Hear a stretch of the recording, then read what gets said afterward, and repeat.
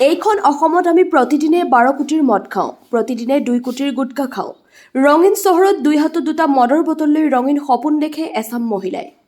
আমি কোনখন সমাজত আছো? ক'ৰ পৰা ক'লৈ গৈ আছে সমাজ? কিয় আক্ষেপ প্ৰকাশ কৰিলে নগাঁও বিশ্ববিদ্যালয়ৰ উপাচাৰ্য ডক্টৰ হিতেশ ডেকাই। শিক্ষাৰ্থীক উদ্দেশ্যি ডক্টৰ ডেকাই কি ক'লে এবাৰ মন দি শুনক। News desk AN live. অসমৰ নিচিনা এখন দুখীয়া ৰাজ্যত প্ৰতিদিনে আমি 12 কোটি টকাৰ মদ খাওঁ। আমাৰ মৰমৰ ল'ৰা ছোৱালীয়ে কলেজত সোমাওঁতে যে এনেকৈ দিয়ে, সেই প্ৰায় 2 কোটি টকাৰ গুটকা খায়। এই যে গাঁৱৰ ভিতৰত কোনোবাই খাইছে সেইটো হিচাপ কৰা নাই।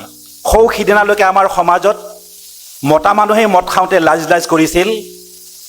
আজি অসমীয়া মহিলাই দিন দুপৰত গাড়ী ৰাখি 2 হাতত 2টা মদৰ বটল লৈ ওলাই আহে সগৌৰৱে। কোনখন সমাজত আমি আছোঁ এতিয়া? কোনখন সমাজ যে কেনেদৰে সলনি হৈ গৈছে, মই আশা কৰিম তোমালোকে এইবিলাক কথা নিজৰ মন মগজুৰ পৰা আঁতৰ কৰি নিদিবা। আমাৰ সমাজত দুখন সমাজ থাকে, এখন ভিজিবল এখন আনভিজিবল।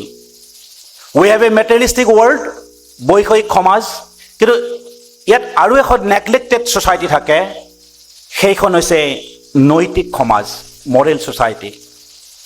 মৰমৰ ছাত্ৰ ছাত্ৰীসকল, যিসকল তোমালোকে আজি ইয়াত স্নাতক ডিগ্ৰী পালা, স্নাতক জ্ঞানৰ সাগৰত ডুব মাৰি আহিছা, স্নান কৰি আহিছা, সেই স্নাতক।